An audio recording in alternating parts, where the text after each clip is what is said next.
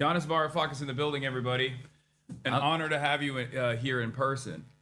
it's a great pleasure. Yeah. Honor, joy, all that. We're live both on YouTube for the first time ever. Normally, I just go live on Twitch, Right.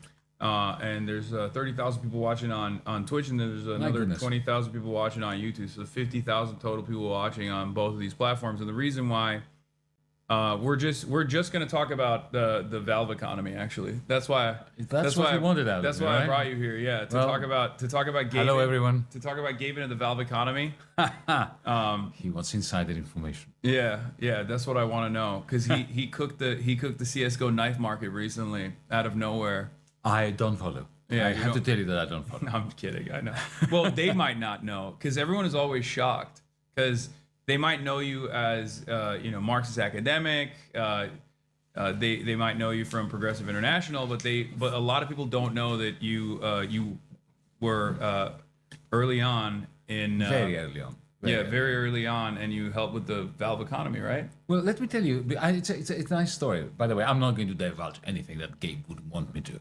Okay. Because, one has to stick to one's basic ethical rules. But there isn't that much to divulge anyway. But the story, I think, is quite interesting because, I'm not a gamer. I mean, I used to. I'm still. You're not a gamer? No, I'm not a gamer. I used to play Space Invaders when I was young, right? I mean, that kind of antiquated stuff, and a lot of pinball machines. I love pinball machines. Okay. That's it. That's it. Really. So So you were there. You were there when gaming was invented. I was there when gaming was invented, Yeah. and then I gave up when it became interactive and Too multiplayer and more interesting. Yeah. It around 2007, 2008, with the great financial collapse, I got seriously stuck into what was happening in the world of finance, especially in my neck of the woods, because my country became effectively ground zero. Your country was the original ground zero with Yeah. subprime market and all that, but when that shockwave hit Greece, we're talking about carnage, real carnage, not the Donald Trump kind of bullshit carnage that he's referring to. Anyway, so I wrote a lot. I created a blog just for that purpose, in order to discuss what I thought needed to be discussed. And to cut a long story short, I was writing a lot about the Eurozone, about the problems of bringing different jurisdictions together, different countries together under the aegis of a common currency. And I was very critical, and I was explaining the systemic issues that emerge. Lots of boring stuff from most people who are not interested in finance. And one night, it was 2011, I get an email from somebody I had never heard of, Gabe Newell, Yeah. Gaben. Gabe. And he said, dear Yanis, didn't say dear Yanis, hi Yanis. My name is Gabe, and my work has nothing to do with yours, but I've been following your criticisms of the way in which Europe has put its currencies together. So I was reading, and he said, I am a game developer, I have a gaming company. I knew nothing about all this world. And I was about to stop reading and move on. I thought, okay, why do I care? Yeah. And then he said something that piqued my interest. He said, we are facing in my company similar problems to the Eurozone, according to your description. I thought, what? Here we have a continent, we have 19 countries, put all the currencies into one. What does this have to do with gaming? And so I kept reading. And it was just one paragraph. He said, we have different gaming platforms, we have different games, and there has been a spontaneous emergence, evolution of currencies.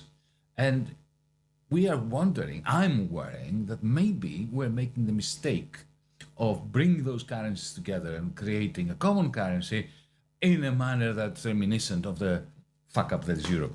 Yeah. He didn't use that word, he was much more polite. And would you like to talk to me about that? So I responded. I mean, it was very intriguing. Yeah. To cut a long story short, I happened to be going to the United States a week after that. I was going to go to New York. And he said, well, if you're coming to New York, why don't you come to Seattle as well? And I was flown there. And I remember I arrived in Seattle at the airport. And there's this limo that was waiting for me. And the driver said, "You're here for the interview?" I said, "No. I'm here to spend the day talking to Gabe, some people in the company about interesting stuff." Anyway, he was really very polite, the driver. And when he dropped me off at the hotel, he leaned towards me. He said, "You are here for the interview." And I thought, look at it. What a pugnacious driver that guy is. Anyway, it turned out that it was an informal interview. And anyway, we worked together for about a year. Yeah. And it was great fun because what was happening was very close to what he suspected was happening. Those of you who are gamers, who know about the hat economy and the various... Look, just briefly, these people were game developers. They had not imagined that they would have created a multi-million or multi-billion dollar economy within their games. But what happened was that some of those items that they drop in order to give incentives to people to keep playing the game, at some point they discontinue them and then they drop different items, different gifts, different swords, different hats, different this, that, and the other. So what happened? What they noticed, what they actually observed, was that those older digital items were becoming collectibles, and people were stepping out of the game. They were going into eBay and trading them on trust. Yeah. On trust. Okay, so you and I are playing Half-Life, whatever, and you want my old hat, and so what we do is we go into eBay. You give me $5,000. Back then, that was a huge quantity of money for a stupid digital hat, right? Which is worth nothing, really. I mean, I can't believe you're saying that. Gabe is going to be mad. Yeah, well, let them. I don't mind. I don't mind. I'm quite good at making people mad. Anyway, so, but then they would have to trust that the person that actually received the money would actually hand over the hat in the game. Yeah. So the idea emerged that, firstly, this is a bubble that if it bursts, a lot of people get burned, and bonds of trust will collapse. And then Gabe was worried that the people would leave the game, and he would lose customers. That's one thing. And secondly, he was thinking of ways of monetizing it. So why let eBay monetize it and not bring it into the platform itself? Yeah. So essentially, that was the beginning of my idea about techno-feudalism. Because I was thinking that, hang on a second, here you have spontaneously emerging economies within gaming platforms, within digital universes, which sounds great and very interesting, except that they're owned by one man. Yeah. He's the techno-feudal lord. He may be benevolent. Yeah, I was about to say but he could be malevolent. At least on the internet, he's regarded as like the only good benevolent techno-feudal lord. Yeah, well, okay, but I don't know how he has behaved since 2012, which is the last time I spoke to these people. People, your audience will have to tell us. No, even to this day. Well, Turks have a special place for Gaben because I think he did like a price adjustment.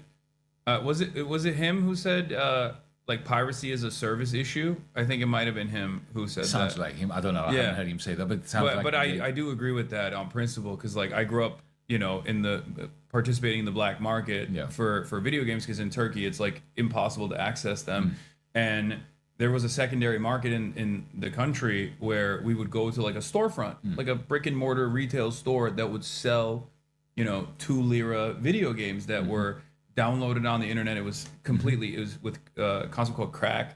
So they would like crack the game so you could play it without having to actually purchase it online. And he's right. The only reason why I downloaded, these pirated copies or purchased these pirated copies at these stores was because it was inaccessible. It was impossible to access it. And what he did was he did currency adjustment. So if a game was like $5, that's right. It was 5 lira equivalent in Turkey. And so it was PPP. Yeah. Exactly. Purchasing power parity. Exactly. PPP adjusted. No. That's a smart thing to do. Yeah, and that's why Turks that's not really, love him. Particularly progressive. This is simply smart business. Yeah, for sure. But because other companies are much more greedy, that he looks better in No, I comparison. understand. But it's not just that. The way in which Valve was run internally, the horizontal, or at least in theory, horizontal management structure, lack of management, the rather anarcho-syndicalist aura that the place had. So, Yeah. you know, you chose your own projects, you didn't have a line manager, and you just had an idea and you put it out there on the internet and you ask people, you know, this is what I'm doing. Would you like to join me? And nobody could say, bad idea, don't do it. It was a question of whether you could garner enough support from other employees to come and work with you. So what I did was, the few months I was there, I actually studied that economy. Because it was an economy in the making. And it felt, as an economist, it was a dream come true. You know, Hassan, do you realize I didn't need statistics? Because, you know, I was God. Yeah. When you're God, when you have all the data, when you're omniscient, why do you need statistics? You need statistics only when you don't know, and you try to sample in order to get an approximation of the facts. Yeah. But if you have all the facts in real time, you know exactly who did what when. Yeah. Throughout, you know, from beginning to now, in real time. So it was very exciting. And, you know, and I studied the way in which different items emerged as currency, candidates, and how, you know, the exchange rates between them. It was, for me as an academic economist, like being a child in a lolly store. Yeah. So that's just a little bit of background for the audience that might not know. But you're here in the Web Summit in Qatar. We're in the heart of conflict right now. And for those of you who don't know, you've written extensively about geopolitical affairs in general, but also socialist, communist movements around the world. And one of the major things that is going on today that I wanted to cover is how interconnected it all is around a singular figure, almost, Jeffrey Epstein. It's one of those. It's an absolute vindication moment for the left position, I think, internationally. We've talked about dollar hegemony and potentially these predatory elite billionaires that control the world of finance, control the globe. These capitalists that are potentially engaging in like horrifying acts behind closed doors, and networking along those lines to dominate the entire planet. And the Department of Justice has been forced to release the Jeffrey Epstein investigation files, and they've taken a slow approach so far.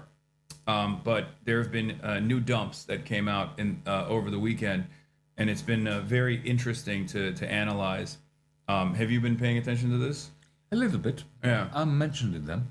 You are? Yes. Oh, really? And in the nicest possible way, I have to say. Are they saying like, oh, look at this like article from Yanis Varoufakis type situation? No. It's much more satisfying for me, because most of our audience won't know that. But 10 years ago, I was the Minister of Finance of Greece, and I was vilified, and I was demonized, and I was presented as a baboon and a fool.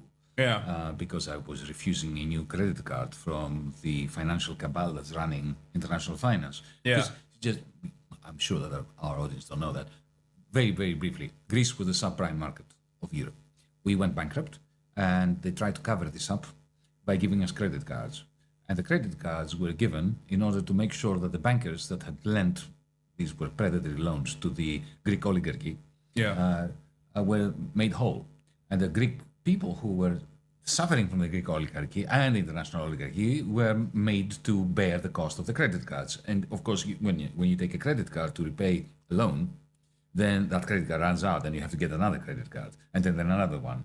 And not only that, but they were handing these credit cards over. They were pushing them down our throat. It was a predatory loan, a predatory credit card, on conditions of really very harsh austerity, shutting down hospitals and universities As schools. as a Turk, I'm very familiar. Can you imagine 40% reduction in wages and pensions? Yes, I can imagine. 40%.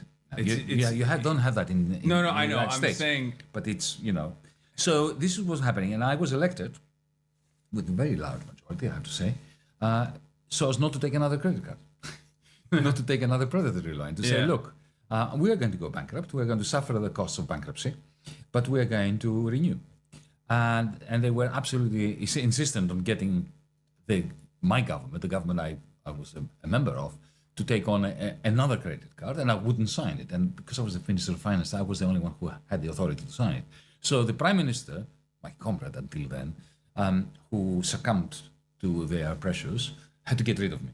So in one letter that appeared yesterday as part of the dump, Right here, Ariane Rothschild to Epstein that's discussing former Prime Minister Alexis. that he had to get rid of me. Yeah. He wanted to get rid of me, and he got what he wanted, and he got Yeah. rid of me. But there is also another one in which what I had been saying has been vindicated, even if I'm saying so myself. And that's that all those loans that were given to the Greeks, they were not a bailout for Greece; they were a bailout for the French and the German banks. Yeah, isn't it crazy how forthcoming they were in these private correspondences? Why wouldn't they be? I mean, they're untouchable. What do you think? Yeah, no, this is. I mean, they are the oligarchy. Yeah, They talk about the little people there as if they are vermin, as if Yeah. you and I are vermin. Yeah. And would you expect it to be different? well, I thought that they would be a little bit more tactful and a little bit more intelligent. Why did you think that? I don't know. Absolute well, power it's because corrupts absolutely and makes you feel that you are beyond and above. The reason why I thought they would be a little bit more intelligent is because I'm operating with the same mindset that like a normal person would, where I would not have expected private correspondences to take place on a fucking email called Jeffrey Epstein Vacation at gmail.com with like this international cabal of political leadership and financial leaders. Yeah, look, it just goes to show that they feel that they have impunity and immunity. And they kind of do, because and they nothing do. is coming of this. That's right. And that's The only reason why this guy is in prison is because he must have crossed some. yeah. Yeah. And then the only reason why he was assassinated, in my opinion, rather than the common take is, or at least the mainstream media approach is that he killed himself. I don't believe that. Is because they were worried that this kind of information might come out as leverage, like some of these things. You may say this, I couldn't possibly comment. In the end, I don't give a damn how he died. There are so many people whose lives was absolutely wrecked. Think of the tens of millions of Americans who lost their livelihood, they lost their pensions. They're 90-year-old men and women now in your country working shitty jobs, bullshit jobs, just because they lost their pensions from those people. Now, do I care how they died? No. Yeah. I will say, what's been also remarkable about the way that this information is disseminated now is that we are in a new media environment, I think, where not only are the oligarchs more untouchable than ever before, like this is the most, I mean, you use the term techno-feudalism, but this is the most like, this is the closest we've ever been to, not even feudalism, but like straight up monarchy, where we have lords, we have, I mean, I guess, feudalism. It is like feudalism, we because it's have not serfs. monarchy. You have different fiefs and different lords. Well, just And wait till Donald Trump stabilizes the whole international design. He can't. I don't Because think this so is either. a fundamentally unstable design. Yeah. This is why it's detrimental to the prospects of our species, not Yeah. just of our democracies or whatever it is left of our democracies. It is pure feudalism. TikTok comes up, it challenges Meta, then Oracle comes in and takes it over. Then something else is going to Open AI comes in, and then Google comes up with Gemini, and so just like in the feudal era, you may have a king like you have Trump, but they are not all powerful. Yeah. Their power comes from being able to balance the game or recalibrate the game between the feudal lords under them. I mean, if you think of the Magna Carta, which is supposed to be the foundational document of democracy today in the West, what was that? It was a deal between the king and the bloody barons, granting the barons the right to have slaves. Yeah. So we, in a sense, the more things change, the more the same they stay. No, absolutely. I like to. I mean, this is reductive, but like the way I analyze it is that if God is the reason for why the king was supposed to have this absolute power, and the lords that sucked up to him were also granted like a level of prominence, in a capitalist structure, it almost feels like the lie that is presented as meritocracy, where we have this same, like the self-justifying process here is that these wealthy people, these endlessly wealthy people that you could consider to be barons or lords, are there because they worked really hard. Maybe not because they got the heavens mandate or whatever, but this time they actually worked really hard and worked really smart. And that's the reason why they're in that position of prominence. But the mafiosos say that, and they're not wrong. Being in the mafia, running the mafia, is very hard work. There's no doubt that, watch The Godfather. Yeah, it's not easy work. It takes skill, it takes leadership, it takes a capacity to manage people. These people don't sleep. They are working all day and all night to keep everybody else down. So what that they work hard? Elon Musk is a workaholic. There's no doubt about it. Yeah. Okay, but at the end of the day, the way I see it is like trillions have nothing to do with the hard work that he does. No, exactly. Right? But that was my point. He doesn't work a trillion times harder than exactly a teacher in Oklahoma who has to do Uber on the side in the gig economy, participate in the gig economy so they can purchase extra school supplies for their students. Like that person is working probably harder than Elon Musk is. Elon Musk has delegated the responsibility to a lot of other people who are just as much more intelligent than he is in many respects, because he's not commanding over these companies. These people get directly. rich in their sleep. Yeah, exactly. They don't have to work. The fact that they work so hard is because they're driven by a very sad propensity towards keeping everybody below them. So it's not productive work.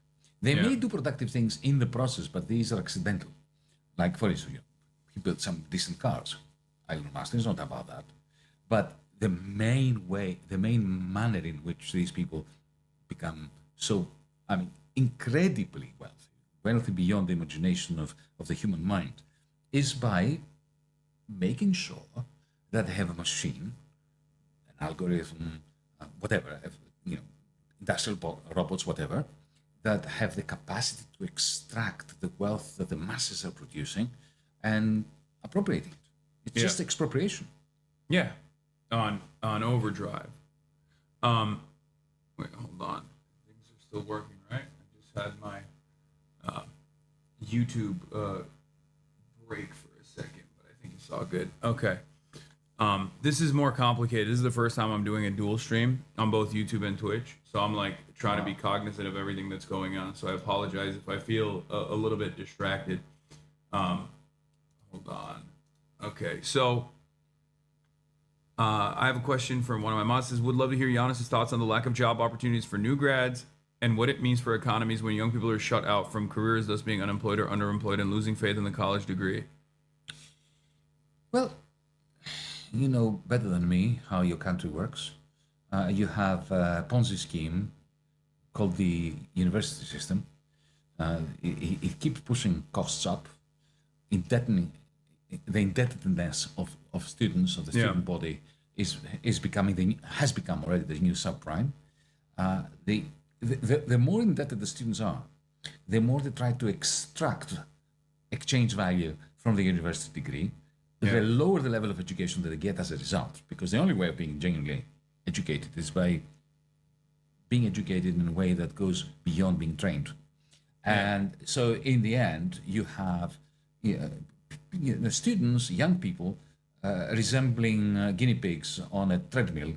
They go it doesn't matter how much faster they go, they are not going to go anywhere. And then simultaneously, all the work that is being done in Silicon Valley is creating capacities that could enhance productivity but don't. So, take for instance, just to answer this question directly, I was looking at graduates of schools of radiology. Now, AI can be immensely helpful when it comes to reading CAT scans and MRIs and so on, because it really can say, oh, look, there's a shadow there. You should, with my experience, the AI bot says, this needs to be looked at. That's magnificent. But that's now not how the AI bot is being marketed by its vendor. The way it's marketed is they go to the hospital and say, look, you have 10 people reading these scans, fire 9 of them, and the AI will do the rest of it. So that's why you can't find a job. And the one person who does find work has their soul destroyed, because they can't read those scans. They cannot verify whether the AI is hallucinating or not, but they take all the liability. And if anything goes wrong, it's down to them. So you get rid of a lot of those positions in the same process, within the same process that creates student debt. And then once the few of them who get jobs have their lives destroyed. Their working lives destroyed. Yeah, because they're working, technological innovation is a good thing, but under capitalism, technological innovation only works to displace the existing labor force, and therefore it instead of offsetting the amount of work that you're doing, like lifting your burden, making your job easier while still keeping your wages relatively high and having the freedom to do other things, it causes you to do 10 people's job, and 10 people's responsibility is delegated to one person. It takes us all the way back to Karl Marx. Yeah. I mean, what was Marx's critique of industrialization? It wasn't a critique of the machines. Yeah. He loved the machines. Yeah. It wasn't a critique of the factory. He thought that these machines, factories, electricity networks later on, after Marx, were capable of liberating us from need, from want, from chores. Yeah. But his problem was that if these belong to the 0.1%, and today, when it comes to algos, we're talking about the 0.0001%, then instead of those machines being our slaves, we are enslaved to them. Yeah. That's the, it's a cliche to be like, Marx didn't consider this when he considered pretty much everything. But I do feel like not even just Marx, but economists before him as well, could not comprehend the unlimited greed that people have in general. Because I don't know where we go from here as far as, profit rates declining, and then just rudderless, billions of people that are out of a job, where all the value for the remainder of the workforce is being extracted in incredibly high rates by the super wealthy. Well, can we disagree on this? Well, sure. I don't believe that human beings are characterized and typified by unlimited greed, and it's not true. I don't believe it. And either. It's not true that Marx believed that. What Marx said was that human beings embedded in the logic of capital. Once we become enslaved to the machine, and the machines need to accumulate in the logic of profit maximization and profit accumulation, then the human spirit slowly dies, and it is replaced by unbridled greed, which is soul destroying. Like a coal miner's natural condition. His critique was that capitalism is not unjust, but that it is irrational. And it is killing our soul and our capacity to enjoy life, to lead a successful life. And therefore, injustice is a byproduct of the capitalist accumulation process. Yeah, just as what did he say? I think he said that the coal miner's natural position is, a coal miner thinks that the natural position is to have black lung. I'm paraphrasing. I'm butchering the quote, but under capitalism, people assume that the natural tendency is towards greed and self-interest. And there's nothing natural about it. Yeah. Capitalism is this. We need to understand that capitalism, feudalism, everything we're seeing are totally unnatural and against human nature. Yeah, but my question more so was about where we go from here, because labor organizing is at disastrous levels in the United States of America. And even much of the Western liberal capitalist world as well, liberalism is collapsing as it did only a century ago, and it does feel like the same cycle of maintaining stability and order through a fascist organizing is coming back in fashion. But this time, the main country that is dominating this process is a nuclear armed superpower, a superpower that is more powerful than any other, I would say, historic empire, you know, especially with the technological availabilities.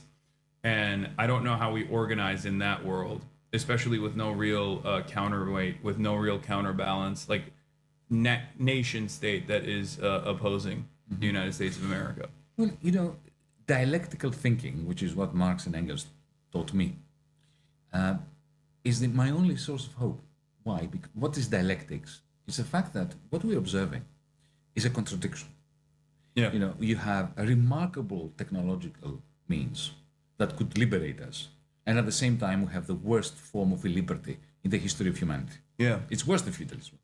Yeah. I mean, people underestimate the degrees of freedom that peasants used to have in the fiefs in the 18th, 17th, 16th centuries, right? Even freedom of movement. Freedom of movement. And also, you know, they worked far fewer hours. They had a lot of rituals. Every third day was a holiday. Yeah. They sang and they danced and they lived in their grandparents' houses.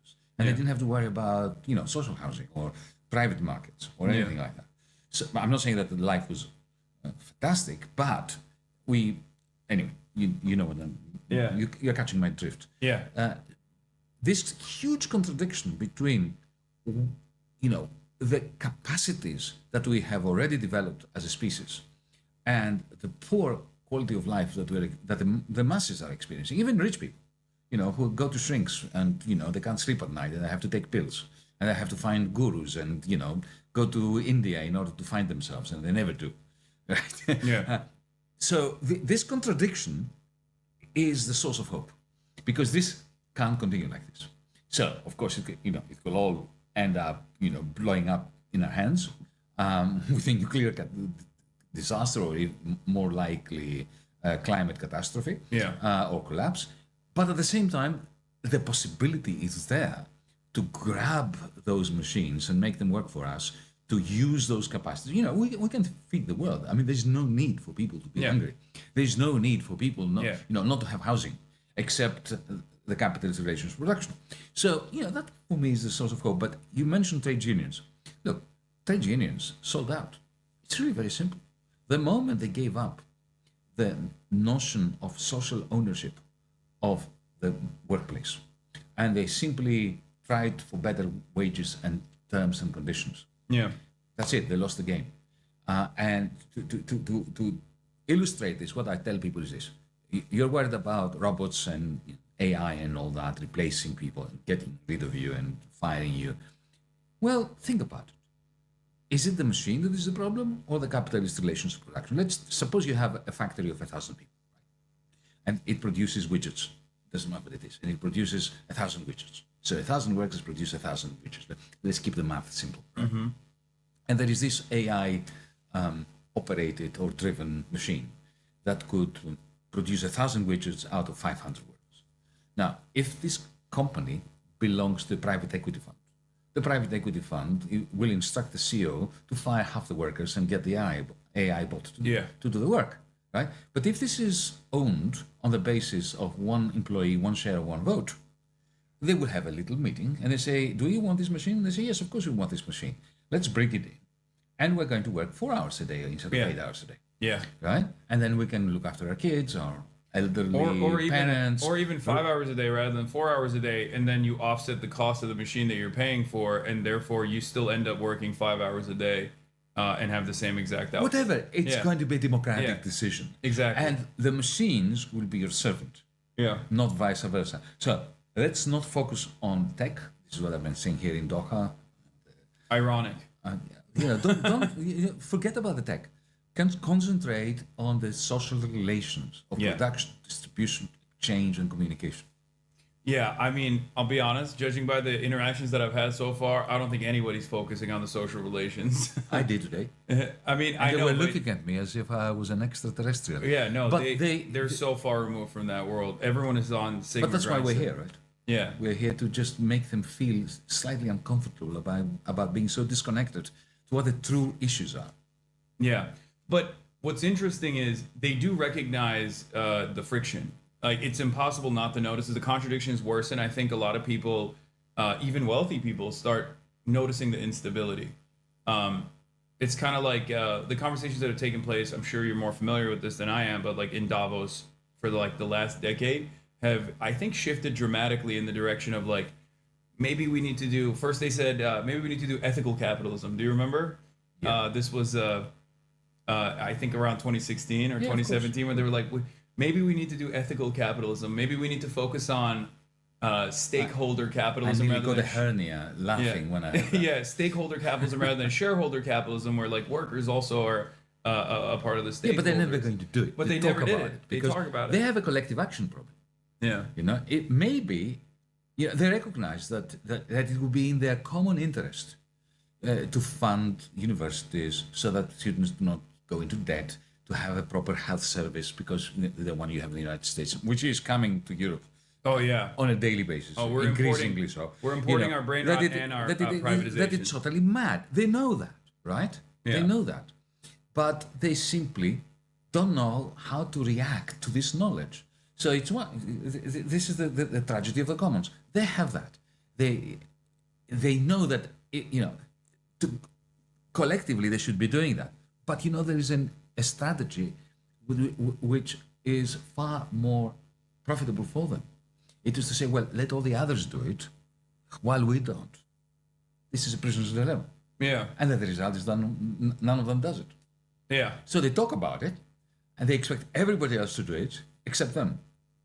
And then, you know, in a never-ending circle of confirmation, when the others are not doing it either, they say, well, what am I going to be, the fool that do it on my own? yeah. And also, even in America, if you look at domestic output, domestic production, it's like with the services offered, with corporate consolidation, it's much easier to engage in price leadership than ever before, when everyone else is constantly is constantly corner cutting, and then the other like 2 or 3 market competitors also engage in the same Free process. rider problems. Yeah, all yeah. over the place. They'll be like, okay, we should do this as well, and then the average person doesn't realize why the services that they're getting are no longer as affordable or no longer as good as they once were, and that creates more instability.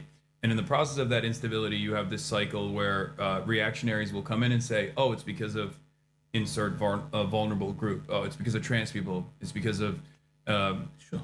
it's The scapegoating. yeah, exactly. Just like pointing the finger of blame. But that's very successful, and that's how we arrive at someone like Donald It's called Trump. divide and conquer. Yeah. The British Empire ruled 3/4 of the world using it. Yeah, And, you know, then racism in the United States managed to separate white workers from black workers.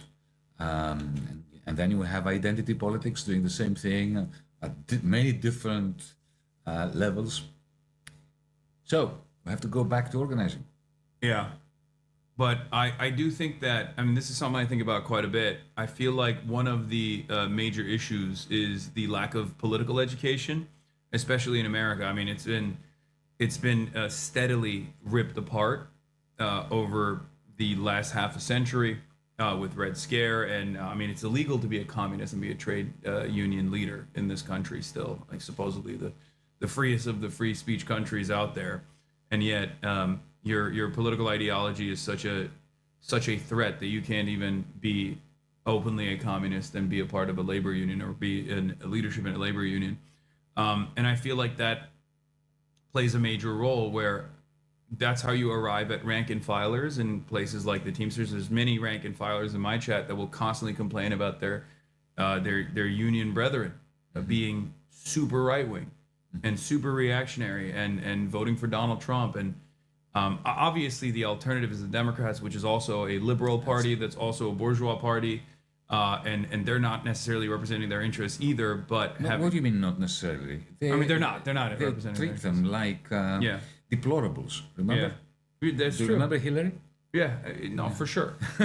but like there is an opportunity there. Donald Trump didn't really have to try very hard to become president of the United States. No. He had the Clintons and the Obamas doing all his work for him. Yeah, and not. I mean, even with Kamala Harris too. Oh What my do you mean? God. Especially Kamala Harris. It was disastrous, and I just kept yelling at them. I went to the DNC. I talked to them in person. I was like, "What are you guys doing? Like, this is a disaster." Hassan, why did you go to the DNC? The DNC want Trump to be in the presidency if the alternative is somebody like Mamdani or, our friend Bernie. Yeah. They actively chose Trump in 2015-16 over Bernie Sanders. They knew what they were doing. I mean, they did write about it too. Like even in 2020 when Bernie was doing the primary because they again, think, Trump, okay, 4 years, then we'll come back. Yeah. Whereas if the progressive side of politics gets on board and they are popular, my God, that's it. We've lost our privileges. We've lost our access to Wall Street. Do you think Trump's like the volatility that Trump represents, not beyond the capital owners, but like for the professional managerial class and whatnot, because they are the ones who are very frustrated right now in America. Well, At the tippy I'm top, glad. the capital owners, They deserve it. It's true. but will that wake them up? Because I No. do think it is a little bit. Well, look, think of the 1920s and 1930s. Now, why did the fascists manage to gain power? It is because the bourgeois liberals were more fearful of the left Oh yeah. than they were of the fascists. Yeah. And when, push came to shove, they chose the fascists. I mean, Hitler was appointed chancellor by Hindenburg. Yeah. The most liberal of aristocrats. Yeah. Because he thought, well, okay, I can control him. Well, you can't control him. This is what the people you're referring to now are feeling about Trump. They see the hooded men of ICE just wrecking the country and wrecking the cities, and they think, oh my God, what's happening? But, mate, you chose Trump over Bernie. Yeah. And you would do it again. I don't think that. That's what I was saying. I think that is actually changing. I You do think they think would that. choose Mamdani for president instead of somebody like Trump? I don't know Or J.D. because, Vance? No? because the option has never been represented. No, hypothetically. In this environment, I do think that looking at the approvals of someone like Zoran Mamdani from the professional managerial class that normally would be very resistant to any sort of left position beyond liberal Democrats that love small businesses and talk about how small businesses are the backbone of the American economy, all this stuff. I think those people are now recognizing they're now recognizing that they don't want Republicans to be in charge, and they're now recognizing that electability is actually in favor of the left position rather than the establishment Democrats, the modern Democrats, and it's largely in part because of Chuck Schumer's ineptitude, his incompetence, or rather, I don't know if incompetence is the right word because they are very competent. I think liberal Democrats are very competent at gatekeeping and at shutting off the left position from that's gaining their any job. sort of access. They're incredibly competent when it comes to that. Yeah. They behave like they're incompetent and feckless in their resistance to Trump, but I think that is by design. Hassan, do you think their lives has been materially diminished by Trump? I don't think it has. I mean, aesthetically, they don't like Trump. If we're talking about the Aesthetically, political they don't class- like ICE, Yeah. the side of the hooded men and all that. But, in the end, if you look at their portfolio, if you look at their net worth, if you look at, what they are doing every day, every night, where they go, to their office, to the various dues and gigs and whatever it is that they do at night, their life has not been that severely affected. They may be interested in somebody like Mamdani because he's electable and so on, but the moment he's going to move from New York to the national scene, and he will not be able to have a 3-point plan. He will have to have a multi-point plan. Yeah. And the moment that his agenda starts undercutting their privileges, I very much fear that they will yet again succumb to the lure of fascism. So how do we combat that? Well, we don't count on them. We count on the right-wing Teamsters, on the right-wing, not the leaders of the Teamsters, but, the rank and file. We have to speak to them. We have to address them with respect. dismissing the Trump voters as fascists is a very big mistake. I call Trump a fascist, but you must never surrender masses of deprived and depraved people to the fascists. They are not fascists. They are people whose discontent has driven them to vote in that way. But I do agree with we have to pull them back. I do agree with that. My way of communicating this is like, whether you think they're racist or fascist or not, doesn't matter. They still need healthcare, right? So Yeah. this is one area that you can talk to them directly on. I've done this in the past as well. I mean, this is a more comical approach, but there's this podcast where these two kids have like ultra MAGA parents called a Necessary Conversation podcast, and I actually talk to their parents with them. And when they have a conversation, they're very liberal. When they have a conversation with them, they have this dynamic where they're very angry at their parents, because the parents say like unhinged things, right? Justifying the assassination of Alex Peretti, things like that. And in that conversation, when I was talking to them, I was able to convince them of the need for socialized medicine, even though they are recipients of it. The parents are, because they're old. They're like 75 plus, Sure. so they're already receiving government funded healthcare. So they're like, I got mine, I'm good. But and even convince them on the necessity for public education as well, in order to remain competitive in the international market against other labor forces and in general. And I think that conversation can be had. It's just the major problem is that the Democrats don't want to have that conversation at all. Like, That's the right. political party does not want to have that conversation. But remember, it was Obama that wrecked the public option.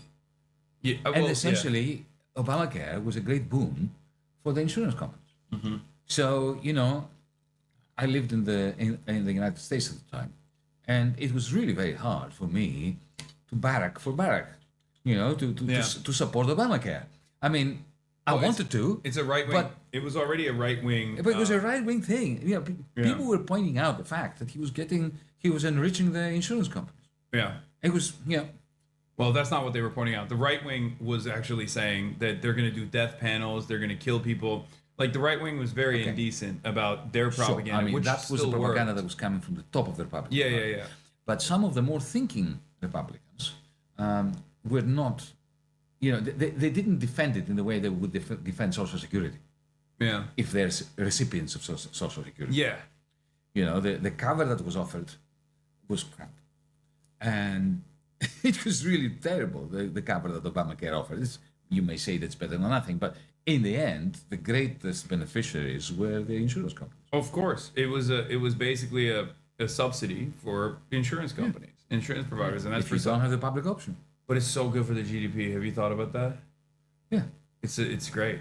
It's Of course. But, that's why United Healthcare is, I think, one of the top. You need to follow this up. If you burn every house down, GDP goes up. Yeah. Okay. No, So I know. bloody what? I know, I understand. My point is, what do we do with all this discontent? How do we capture this energy and feed it into more productive organizing? I'm not going to tell Yanis the classic joke of the two economists walking in the forest and stepping on dog shit. I'm sure he's heard it many times. No, actually, I haven't. No, stop. I'm not doing it. I'm not All right. doing it. Do you know the one about the economist, the physicist, and the chemist that are on a desert island? No, I have And they not have a heard can, and no can opener. No. And the physicist says, "I'm going to go and find some a piece of glass to concentrate the sun's rays in order to melt it down." The chemist goes out to try to find some kind of acid, and the economist says, "Why don't we just assume that it's open?" Yeah, I like that. I'm not gonna do the joke, guys. Stop. Anyway, so new joke unlocked. Yeah, I'm gonna tell your joke now going forward. I mean, you're an economist yourself as well, but No one is perfect. yeah. So getting to the crisis in the region that we're in right now, you and I. You had a very interesting take on Trump's tariffs, and I want to talk about that a little bit because I think we have points of agreement as far as like whether or not Trump will be able to build rebuild a robust industrial base here in this country, but you were talking about potentially capital, like foreign capital coming back into the United States of America, and like the economic activity that's like coming back to the American heartland. Do you want to elaborate on that a little bit? Yeah, let me say that if you read their texts, Stephen Miran's, Scott Besson's, and their speeches and so on, and the whole of the Council of Economic Advisors, there is a logic there, which one I reject. But the Democrats are pretending that these are buffoons who don't know what they're talking about. And it's not true. Yeah. I mean, the Trumpists have more of a logic, however malignant it may be, than the Democrats do, or the European centrists do. Yeah. And it's this. The Trump team acknowledges that American hegemony after 1971, after the end of Bretton Woods, has depended entirely on the hegemony of the dollar.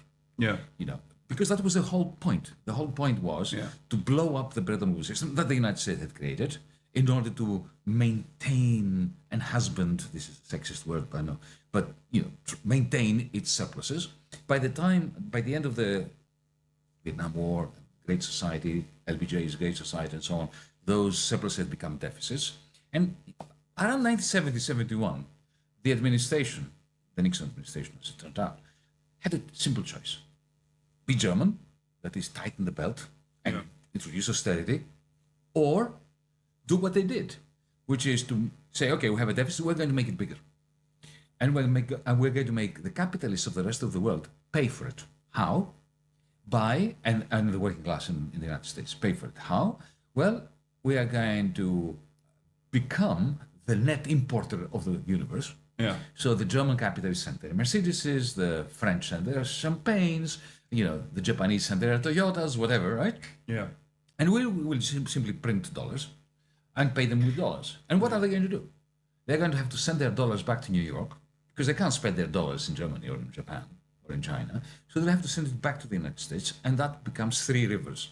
One goes to the federal government to buy treasuries. Effectively, the foreign capitalists will be funding the American army and the American social security system and the American tax cuts for the ruling class. Yeah. That's one stream, one river. The second one is going to be real estate, therefore Trump, and the Trump-like realtors. Yeah, that's how they became rich, with all this torrent of money coming from abroad, which is the result of the American trade deficit. And the third one, you know, some money went into the stock exchange. Yeah. A limited amount, because they didn't want them to buy a lot of important companies like big tech and all that. Mm-hmm. Okay, so that is the model. Now, the Trumpists love this model, but they're really worried, and they're right to be worried, because as one of them said to me when in a discussion I was having, I was quite impressed by this. She said, "Look, we overdid it. The dollar zone around the world is gigantic because we printed so much, and we keep printing, and the more deficits we have, the more we print. So the dollar zone, think of it as a balloon that keeps inflating, right? Yeah. It becomes, at some point it can be pricked, and then we're going to be in trouble. Compared to the American manufacturing capacity, which is shrinking. Yeah. So we need to find some kind of balance again. And the way we're going to do it is by devaluing the dollar, right? And we are going to put tariffs up, not so much in order to keep them up, but in order to damage the Europeans, the Japanese, and the Chinese. Because if I have a trade deficit towards you, right, then there's no way you can win a tariff war against me. Yeah. There's no way. You'll be damaging yourself more than you're damaging me. Yeah. So they put up these tariffs. The idea was to put up these tariffs to bring them to the negotiating table. To do what? One of the things that they did, for instance, immediately after the inauguration, was to bring the Japanese in and say, okay, you've got $1.2 trillion. I want you to sell this and buy stablecoins, US dollar denominated stable. Why would they want to do that? Because by selling the dollars, they help bring the value down of the dollar, the exchange rate. And you know, what does Tether do with dollars that they take? They buy treasuries. So effectively, the Trump administration gets to sell more debt to finance itself and the tax cuts for the rich. So they have a plan. This plan has the capacity of stabilizing the hegemonic power of the Trumpists, of the MAGA movement, not the movement, but you know, the Scott Besson's, the new guy, you know, well, congratulations, you have another idiot who's going to lead the Federal Reserve, Mr. Walsh. Yeah. Right? The guy who was saying that in 2008, I remember him, he was advocating an increase in interest rates while Lehman Brothers was collapsing. I mean, a guy who is incompetent and corrupt. Yeah. He's going to be the new chairman of the Fed. So this is their plan. This is what they like to do. Now, my guess is it is already helping Trump bring into the United States, I mean, it's not my guess, I can observe that, I can see it's happening. A torrent of money is going to come in as investment. It's coming. German money is coming in. Japanese money is coming in. Chinese money would be coming in if Trump allowed it, but he's not allowing it.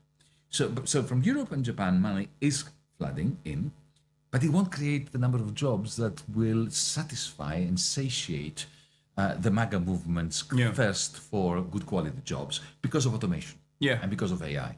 So in the end, I think it's going to blow up. Howard Lutnick has openly stated that as well, where he's like, "It's going to be great. We're building these factories, but they're all going to be automated." And it's like, okay, but then the people that voted for this to happen are not going to see any of the returns. And that's why he sends the troops in to abduct Maduro. He sends the ships, the 7th Fleet or 6th Fleet or whatever, in the neck of the woods where we happen to be. But that kind of stuff is not popular with the base either, I don't think. Yeah, but you know what? The moment the first few shots are fired, they all coalesce around the flag, don't they? I mean, to a certain degree, yeah. We did see that. Oh, that's only if there is no resistance. Because that's the reality is that, like, I mean, Trump is... but he's very careful. He's not doing wars. Yeah, he's doing it as efficiently as possible. He's operating like a hitman. Yeah. He goes in there, abducts some Maduro, and then he says, okay, now I'm going to have a deal with his party. Yeah. But what happens if there is resistance? And at which point, then there has to be additional response and then further military incursion, and that's very costly. That's politically costly. I mean, I don't know if that'll happen. We'll see. We'll see what happens with Iran. Iran has been unimaginably restrained over and over again in this tit for tat.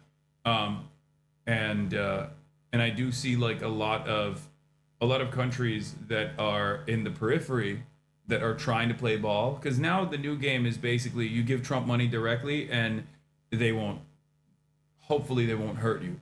Except it doesn't work. It's like, giving a little bit of blood to the shark.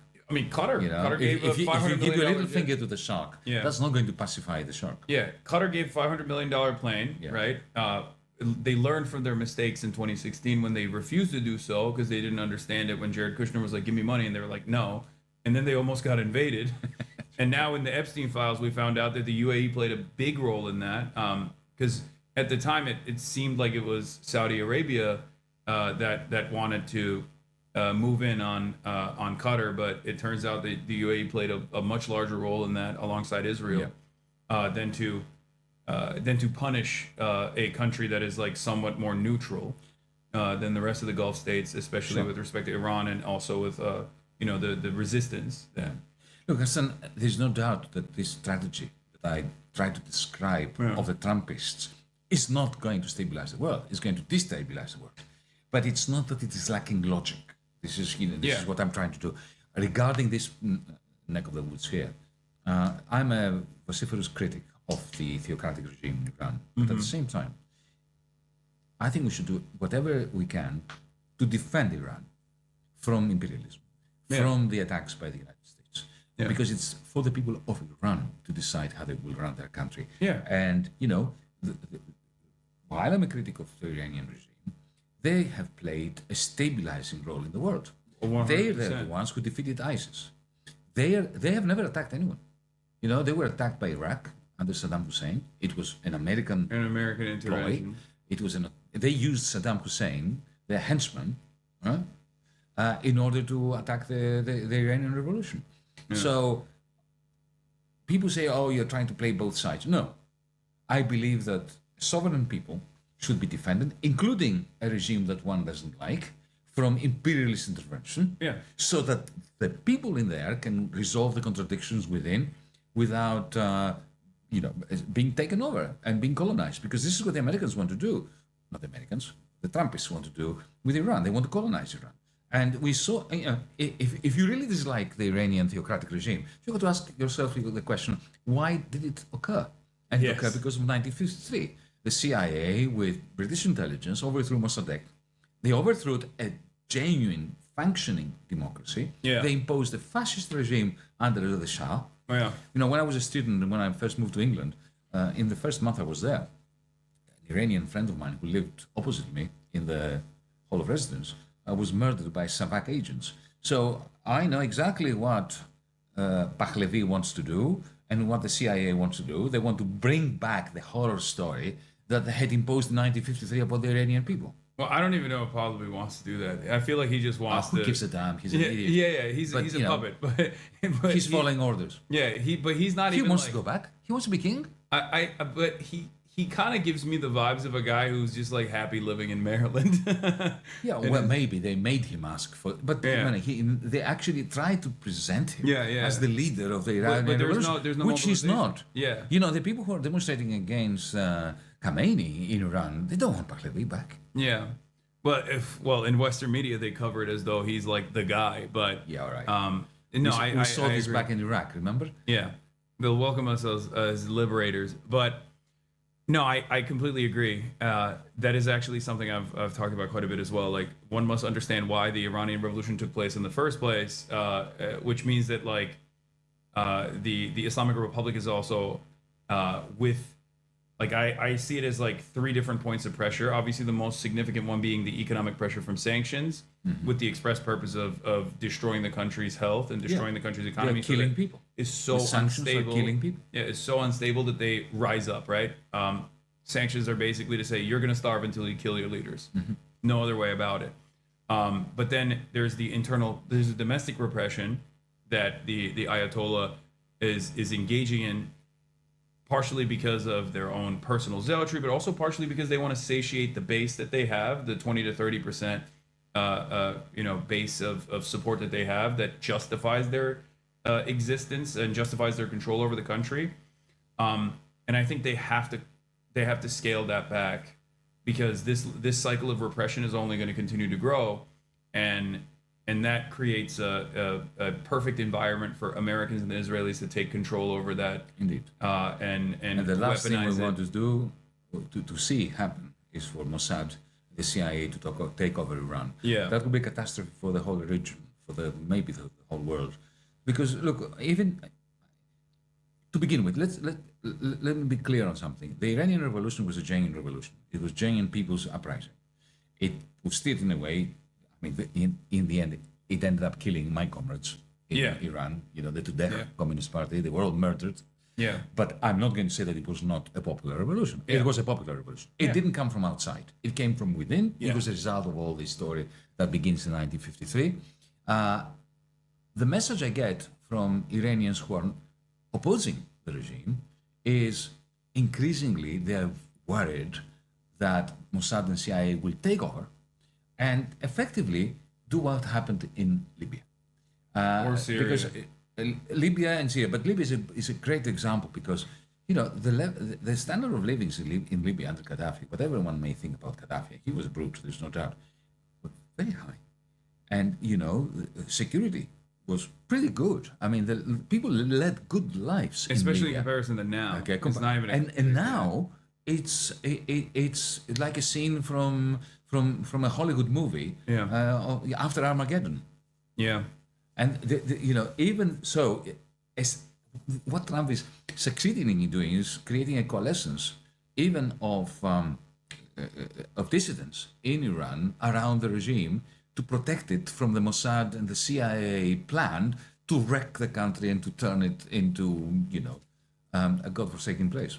I think that one of the And I'm major saying this as an atheist. By the way. Yeah, but one of the major issues I think with the Islamic Republic is that their number one enemy internally, in order to maintain stability, in order to continue controlling the country in its entirety, has always been the left. It's not. I don't think it's like the sectarian conflicts that brew in the country. It's a very diverse country, obviously. Some of it is propped up by the CIA. Like you have Kurdish militancy, the Balochistan independence movement, and things like that. But I think the major problem that they see that threatens their power and threatens their absolute control over the country is the historic socialist or communist position in the country. And they've been able to very successfully wipe that out through, brutal repression not dissimilar to what you were talking about with Savak. But I have to say the CIA has been very successful and Mossad has been very successful. Oh, for Look sure. at what was happening during the 12-day war. Oh, no, of mean, course. they clearly, the CIA and the Mossad have units. In Iran. Yeah. A lot of the people who died during the riots, during the rebellion, during the genuine uprising, a lot of them were killed by agents. Yeah. There's no doubt about that. By the way, for the record, because I see some chatters responding, I'm saying historically, this was the left was the primary threat to their power, which is why they ruthlessly cracked down on the left In 1979. Yeah, and they actually rose up together with the Communist Party. Yeah, The Tudeh Party exactly. participated in the Iranian Revolution. At some point, they were picked out and they were shoved into one building, and then they were all massacred. Yeah, and now it's not. Now it's a nascent movement in comparison to what it was historically. That's what I was saying. So there is not really a. I don't know if there's like a really robust left movement left in Iran in general. The problem isn't. Yeah. There is the tradition. Yeah. And look, Iran is a hugely sophisticated society. Yeah. Oh yeah. We must remember that, right? I mean, their science prowess, their literature, their music, their theater. It's a magnificent society that could do really well without the sanctions. And in a sense, if something holds back this evolution and this development and the demise of theocracy is the sanctions. Yeah. The sanctions have been detrimental to the democratization of Iran. In the same way that the sanctions in Russia have been a godsend for Putin. Yeah. Well, I think the difference there is that it was much more difficult to isolate Putin from the global markets as opposed to, especially with like its energy. It's not just that, Hassan. To Europe, whereas they have been able to effectively isolate through Iran. Dubai, through China, through Pakistan, and so on. But the point I'm making that about Putin being so much strengthened by the sanctions doesn't have anything to do with trade. It's got to do with the oligarchs. Yeah. Because one of the greatest problems that Putin had before the war, before he invaded Ukraine, was that he couldn't control the oligarchs. He tried. He imprisoned a few of them. He killed a couple of them, and so on. But still, they kept most of their money abroad. Yeah. And they used the openness, the membrane, which allowed them to communicate between East and West, in order to keep one foot in Moscow, one foot in Britain, or Spain or Portugal or wherever. With the sanctions, he had a deal to offer them. Say, listen, choose, get out, or come in here, and I'm going to give you IKEA, McDonald's, Deutsche Bank, because now these conglomerates are leaving. I'm inheriting them, and I'm giving them to you, but on condition that you keep your dough here, and you're under my direct control. And they said, okay. And they had a deal, and now he is far more in control of the oligarchy than he was before 2022. Yeah. I don't even know where that ambition ends in Ukraine in general. It's entirely in his hands now. Like a lot of people in America think, oh, Donald Trump is so close to Putin, and that's the reason why he keeps getting dominated by Putin. And there's definitely a level of reverence that Trump has towards even people that you wouldn't expect, like Kim Jong-un. Why wouldn't you? And he Xi likes Jinping. strongmen. Yeah, exactly. Okay? He drools over strongmen. Yeah, but outside of that, I would say that he likes them misogynistic. Yeah. He likes them hating trans people. Yeah. He likes them being totally nationalistic, not tolerating dissent. So what is there not to like? He's almost jealous about the level of control and power that they have over their nation states. But outside of that, I do think that he recognizes the pressures that he's getting from the American side to like try to manage the Ukrainian ceasefire. But his attempts are all for naught, because I feel like it's entirely in the hands of Putin at this point. Like he has dominated the battlefield, and that's it. You're quite right. that reality is impossible to contend with if you're. I mean that is a major blow to American hegemony, perhaps more than even like almost to the same degree as like Chinese manufacturing, I would say. Yeah. But you see, there is a whole school that you know this better than me. The realist school in the United States. Henry Kissinger, before he died, was saying Yeah. that. You know, my friend John Mearsheimer says similar things.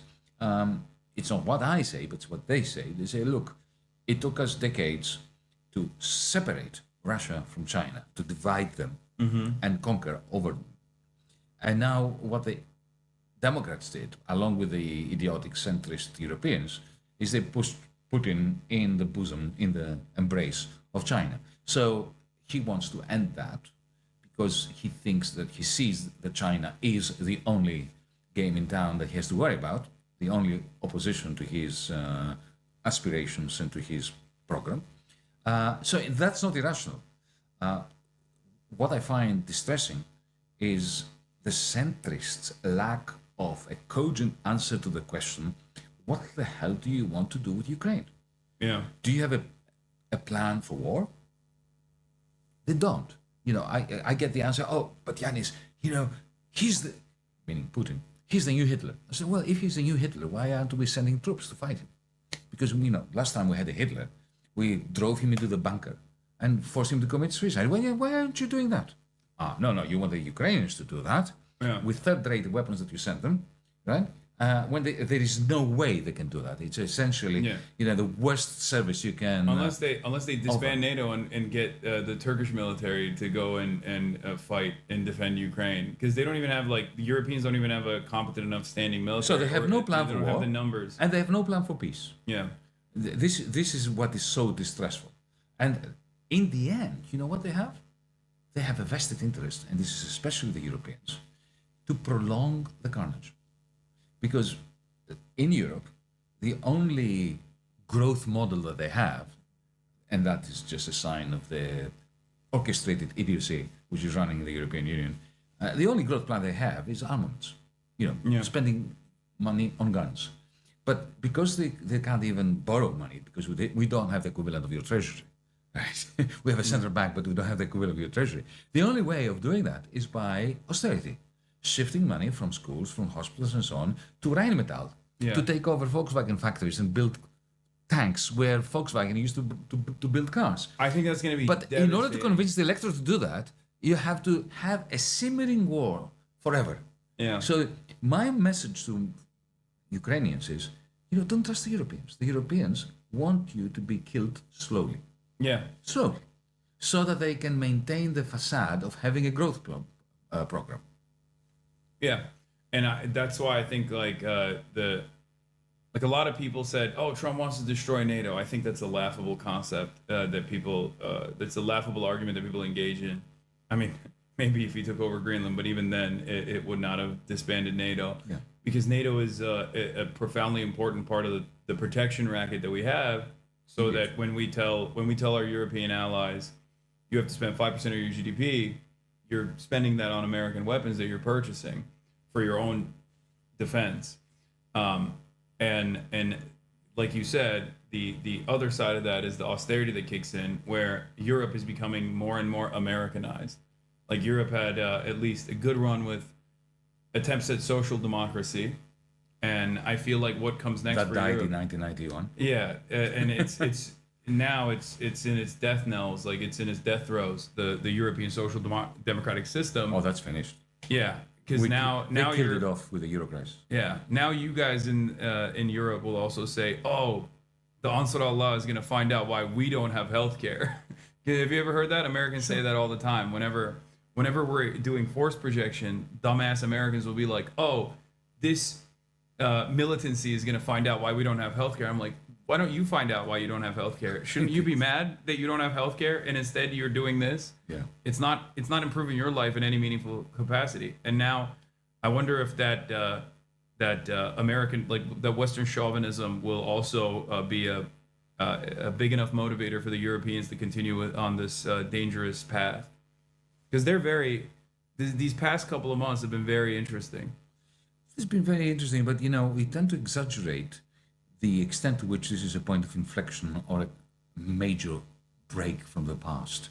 You know, I grew up in a country that was a member of NATO, and it was fascist. And you come from a country that managed to combine fascism and NATO. So when people say to me, "Oh, but you know, a democracy has the right to be a member of NATO because NATO is the defender of democracy," I say, "What? I grew up in a NATO dictatorship, fascist dictatorship, right?" Yeah. Number one. Number two is NATO is not about defending democracy. It's like the mafia. Yeah. It creates insecurity to sell you protection. Yeah. And if, you know, at some point Putin volunteered for To Russia join, to yeah. join NATO, and they said, no. Yeah. And because then who are we organizing against? That was really. Did you listen to the Tucker Carlson conversation with Vladimir Putin? No, I couldn't bear doing it. I thought it was very interesting for one reason, and that is because the entire time, I mean, Vladimir Putin does the same thing where he like talks about, you know, he's like a big fan of Dugin, and he talks about the historical reasons as to why Ukraine is Russia, all this stuff, and that's whatever, that's bullshit, right? But there was a point in that conversation where he turned around and was like, "We want it to be America's Israel," and I think that is correct. and I think that's real. He offered it. Yeah, And the Americans freaked out. yeah, he wanted to be, you know, another Israel, and maybe Trump wants that. I don't know. I don't know how we could manage that You because know that what could Trump be a thinks? bulwark against Can China. can I just throw What do you think? on the table my idea of what he wants? He wants to go into bed with Putin Yeah, in order to replace the role that German capital played in selling Russian fossil fuels to Europe. So, you know, up until the war in Ukraine, Germany and Russia had a very interesting pact. Essentially, Germany was getting natural gas for a pittance. yeah, And this was one half of the German industrial model. The other half was selling to the United States. yeah, You know, net exports to the United States. Cheap energy, low costs from the Russian gas to the United States. I think he wants a deal with Putin, whereby Trump, that he's going to be selling, he is going to take over the gas and the nuclear power in Zaporizhia and so on and sell it to the Europeans. like Americans are. Yeah. That makes sense. I mean, we've already made. And that will be, for- you know, and Putin will go along with that because it will be his way out of the, you know, the Cold War, the isolation. That's interesting. I could see that happening. I mean, we are already selling. We're making up for the LNG that they're not getting to begin with. We're paying through the nose for your LNG. I mean, Yeah. think about it. Yeah, Now in Greece, we have Kimberly Guilfoyle, who's used to be married to one of his sons. yeah, She's the U.S. ambassador. and in was married Athens. before to Gavin Newsom. There you are. There you have it. I mean, amazing. She's American bipartisan. politics, my goodness. She's bipartisan. It's even uglier than Greek politics. So, you know, now they are building pipelines in the Aegean Sea, our sea, the sea between Greece and Turkey, right? Yeah. When you say RC, I'm like, wait a minute. Yeah, our sea. You're a Turk, aren't you? Yeah. We are reliving the Ottoman, the Byzantine Empire. I'm joking. I said my seat. Our sea. Anyway, Yeah. so, you know, they're building these pipelines that will go all the way to Moldova and to Ukraine. Now, imagine you're an extraterrestrial. You're coming down to Earth. You know there's a climate catastrophe breeding, Yeah. right? And, okay, they are not doing anything, unlike the Chinese, to decarbonize the economy. Yeah. And instead, they make it worse because, you know, you have cheap Russian gas that could be feeding the whole of Europe.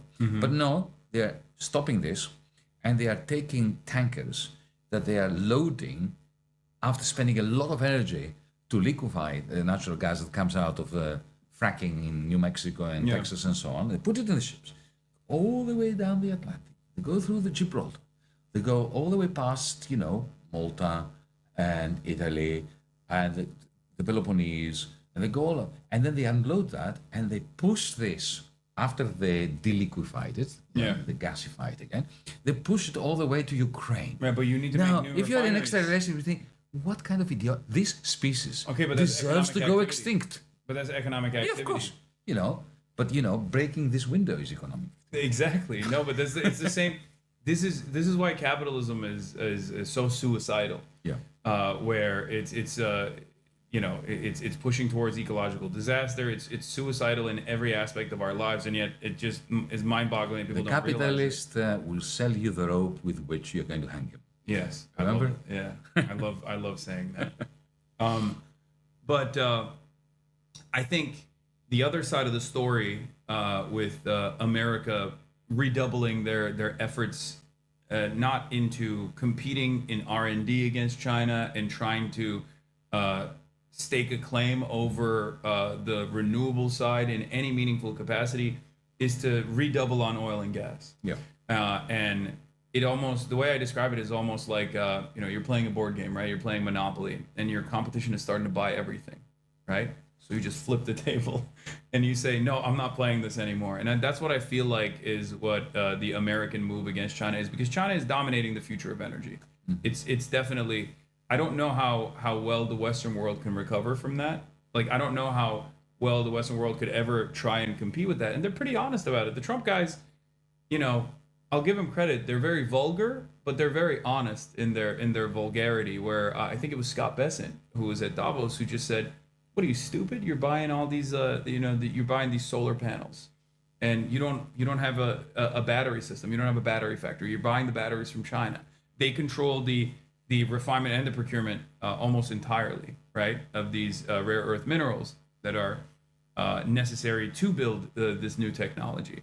So every time you're moving in the direction of, it was Lutnick again. It wasn't Scott Bessent. Sorry.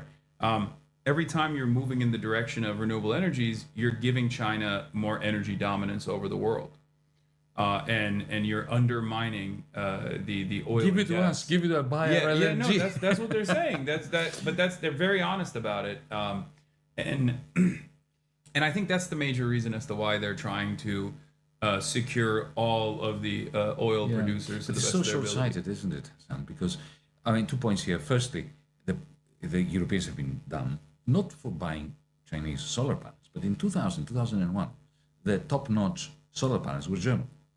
Yeah. And then we stopped investing in Germany, in Europe. So we just dropped the ball. Yeah. And the Chinese picked it up. I've been and talking about run this for with it. years. Right? That's number one. It was the biggest growth sector even in America as well. Yeah. And yet at a And time, we dropped it. 75% of the subsidies were going to the oil and gas industry. And it was Exactly. instead That's of political building, corruption. Yeah. It's not a plan. It's not, some kind of economic Yeah. blueprint. It's just corruption. It's like Epstein levels corruption. Yeah. Right?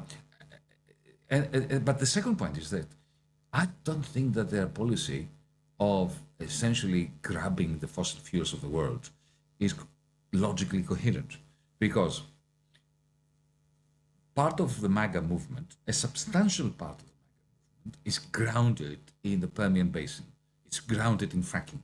Fracking is important to these people. Yeah. I mean, just watch Landman, which Yeah. actually I like very much. Oh, my dad loves it too. I love it. I love it. It's really very good. Yeah. But anyway, just forget it. There's that rant I've seen in Landman where he talks about. But the LNG that we're buying in Europe comes from that, Yeah. right?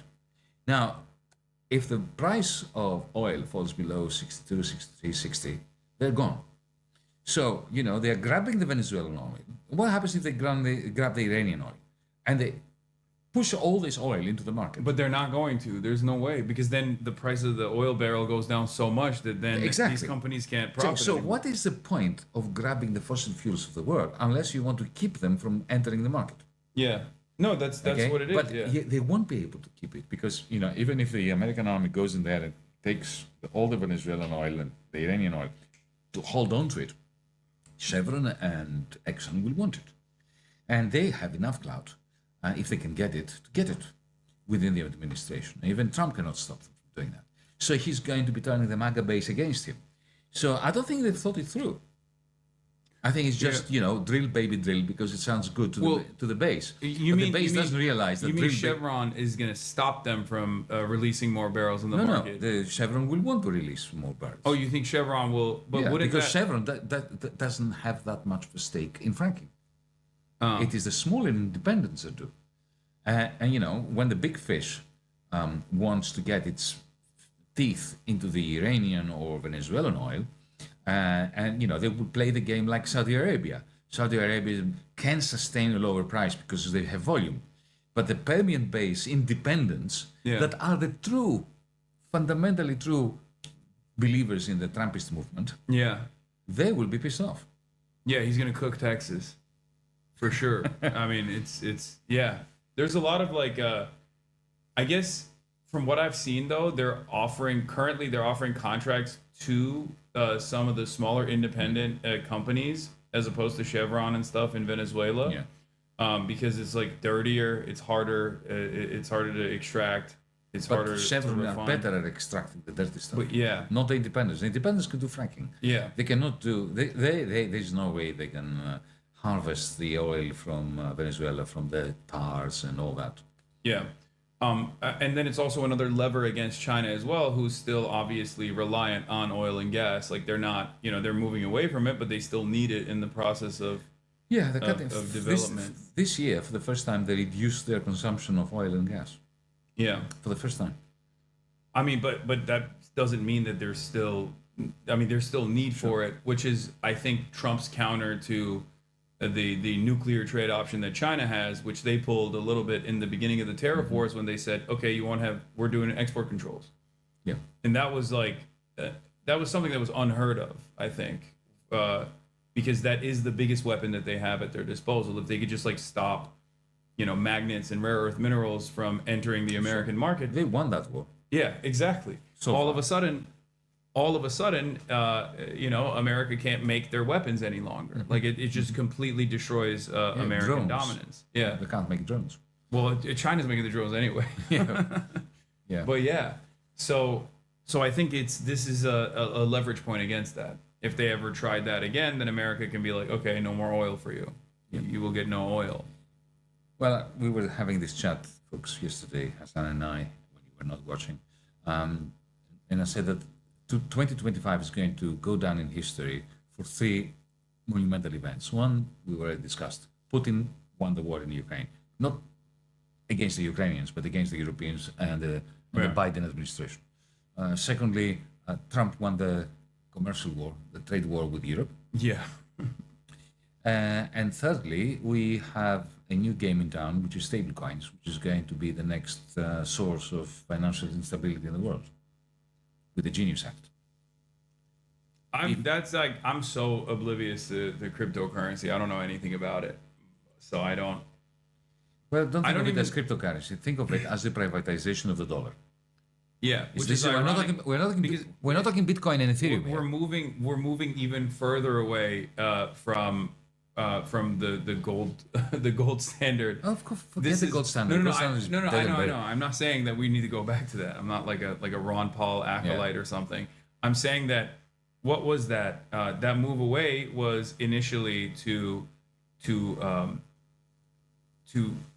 basically make it so that the confidence in the dollar was backed not by anything material, but instead by the confidence that people have in, I guess, the American military. And now we're even further eroding that confidence, and we're moving into something even more speculative, something that's even more unstable, ironically enough, even if it's called stablecoin. Well, we were saying this before. After 1971, American hegemony, including the American military, were based on the fact that the United States could make everybody else work very hard to produce real things Yeah. that they would have to sell to Americans for dollars, so that they could get the dollars to buy stuff like think not from America, but from copper or oil or whatever. Yeah. So that's the exorbitant privilege of the dollar. But at least the dollar was controlled by the federal government, the Federal Reserve. But now with stablecoins, and by the way, if we have crypto enthusiasts and crypto libertarians and so on, don't start throwing things at me for saying this, because this is not about Bitcoin. It's not about Ethereum. I don't think these are macroeconomically significant. I'm quite happy for Bitcoin to do its thing. But Tether and Circle, the US denominated cryptos, if you are a Bitcoiner, if you're a crypto head, you should be angry with Tether, angrier than I am with them, because what they're doing is they're usurping the idea of crypto and distributed ledgers and decentralization, and they are attaching it to fiat money, which you should be against if you are a Bitcoiner. So, and the reason why they're doing it is because they're privatizing the dollar and they want to enhance the capacity of the federal government to increase its debt. So if you're a libertarian, you know, you must think of the Genius Act that the Trump administration pushed through Congress as a major assault against your own ideology, not against my Marxism and so on. Yeah. Because, what Tether does is you give them dollars, they buy treasuries, short-term treasuries, and they put them supposedly in some kind of safety box so that they can redeem your dollars, right? Now, when 6 trillion is going to go in within the next 18 months, according to the US Treasury, according to Scott Bessent, from plain vanilla bank accounts to Tether, that's 6 trillion new federal debt, which, of course, Trump is going to use in order to give more tax cuts to his mates, not to you folks. And okay, so there is the increased mind-numbing levels of inequality from that, but it's also the source of the next financial crisis.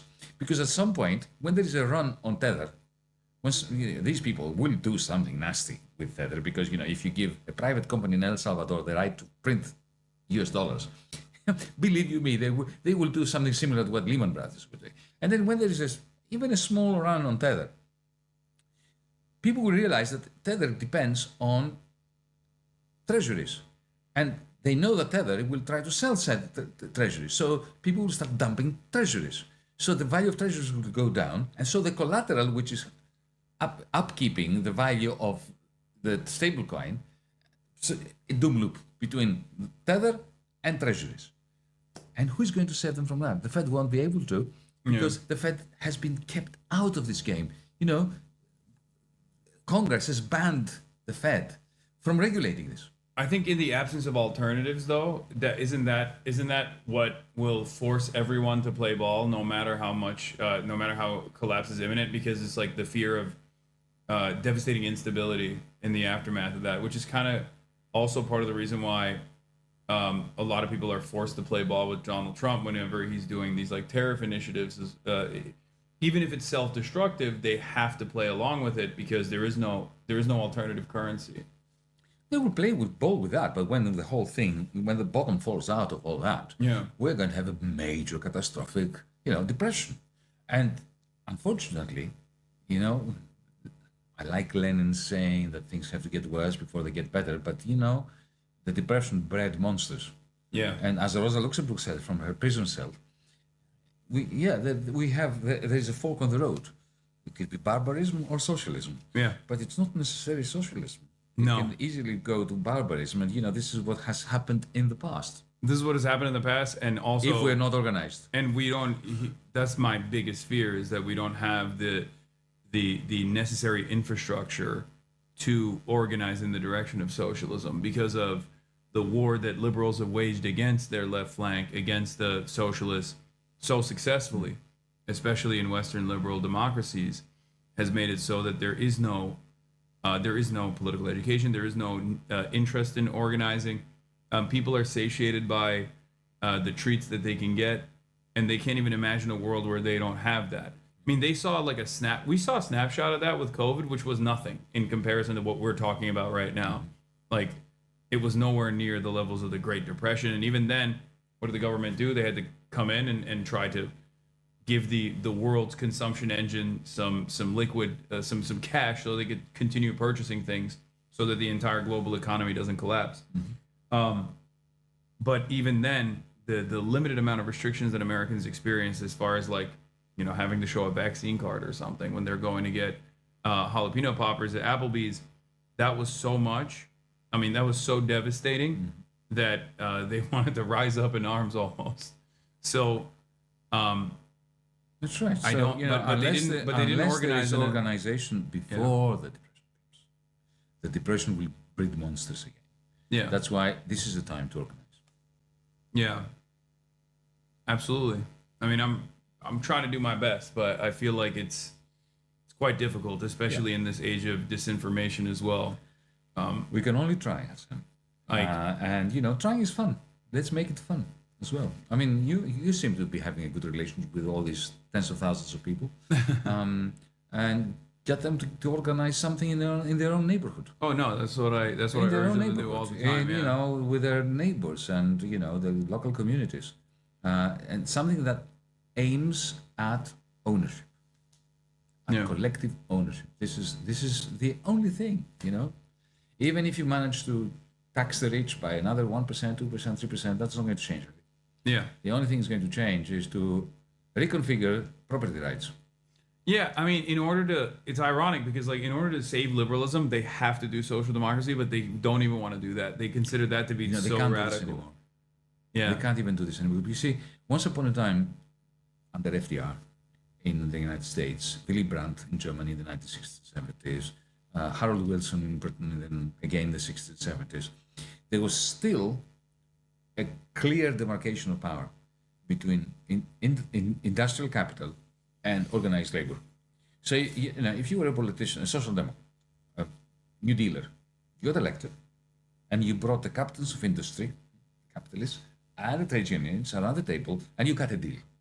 And you said to the capitalists, right, part of your surplus value will go to the workers, another part will fund social security, food stamps, whatever. Right? You could do that. I mean, it wasn't easy, but it was doable. You could imagine. But there was also a lot more pressure, external pressure from the labor side that allowed that to be justified to the captains, the titans of industry. That's right. And it's in your own interest. Otherwise, you'll have to suffer long strikes and you will lose money. Or they'll kill you. Well, okay, loss of income worries them more than... That's true. These guys are more afraid of becoming workers, becoming laborers, than they are of dying. That's right. But, you know, after financialization, power shifted from the captains of industry to the bankers. And now it has shifted from the bankers to big tech. So can you imagine putting Elon Musk and trade unionists around the same table? I mean, what are they going to discuss? There's nothing to discuss. Yeah. Nothing to discuss, okay? So this idea of social democracy being the social democratic or New Dealer leadership being the referee between capital and labor, that's gone. What is also gone is liberalism. The idea of the liberal individual.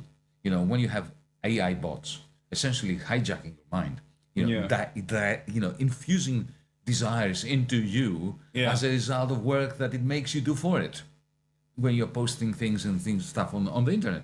So liberalism is gone, social democracy is gone. The only thing that is left is the Marxist left. Yeah.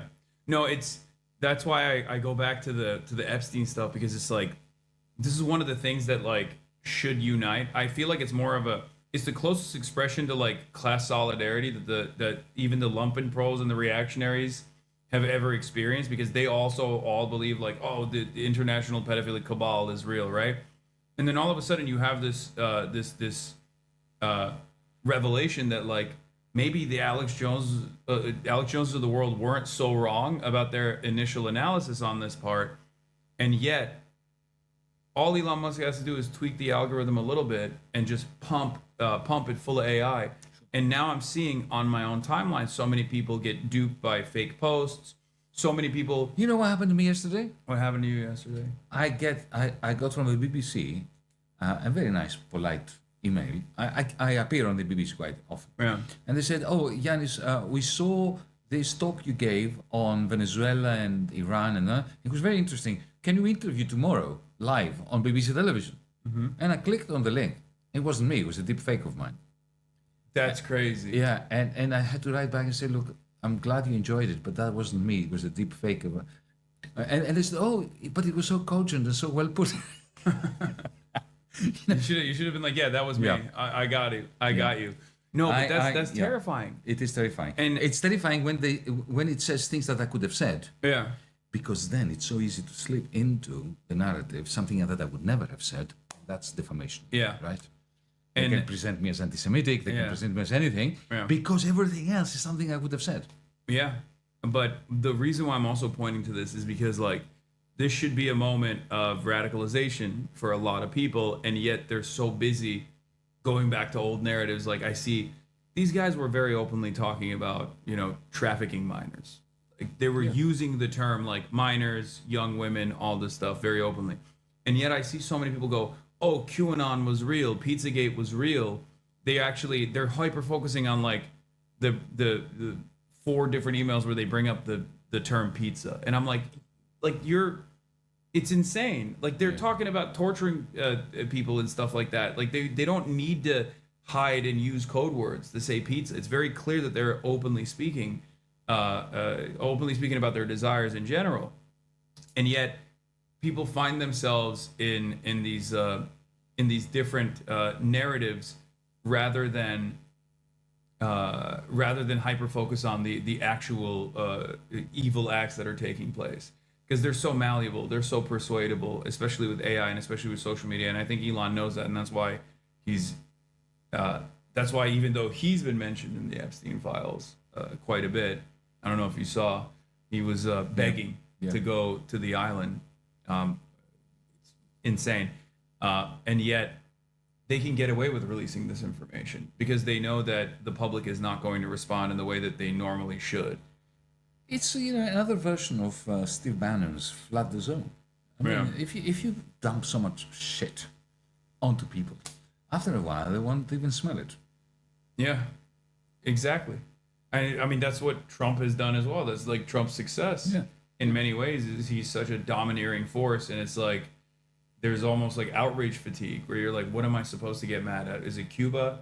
Is it Venezuela? Yeah, he is moves. it Iran? He moves very quickly. Yeah, is it Greenland? That's the geopolitical version of flood the zone. Yeah, he abducted Maduro. On the same day, he talks about Greenland. So before we even got a chance to discuss the abduction of a head of state, we are already worrying about Greenland. Yeah, and the same goes for domestic affairs as well. Sure. It's like ICE is in Minneapolis, then they're going to move into another city, and the people are too divided to organize a significant response, except for the fact that these neighborhoods are actually getting together. There is like definitely a lot of decentralized movements in general that organize at the community level and do a pretty good job of, like, I saw it in Minneapolis. I saw it personally.